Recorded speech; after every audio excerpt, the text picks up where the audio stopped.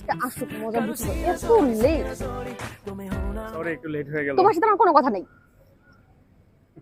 তুমি হাসতেছো কেন? আজকালকার দিনে কি তোমার মতো মেয়ে পাওয়া যায় বলো? সবারই তো কত অপশন আছে, সবাই সবার মতো চলে যায়, কিন্তু তুমি সব সময় আমার জন্য ওয়েট করো, তুমি আগে এসে সব সময় আমার জন্য দাঁড়ায় থাকো। আমি অনেক লাকি তোমাকে পেয়ে। ও তাই? ও তুমি কত কিউট। আরে এই ছবিটা তো অনেক সুন্দর আসছে, এটা ফেসবুকে আপলোড দেই। না না না, কোথাও আপলোড করো না। কেন আপলোড? ও তোমার তো 101টা গার্লফ্রেন্ড আছে, আপনি তাহলে দেখে ফেলবে না?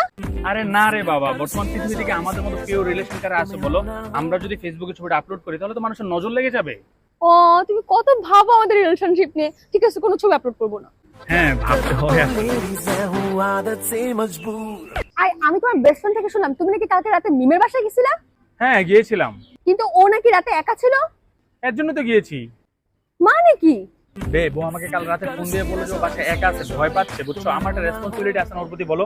আমি যদি অন্য মেয়েদের প্রতি রেসপন্সিবল না হই, তোমার প্রতি আমি কিভাবে রেসপন্সিবল হবো বলো? ও তুমি কত রেসপন্সিবল, আমি কত লাকি তোমাকে পেয়ে।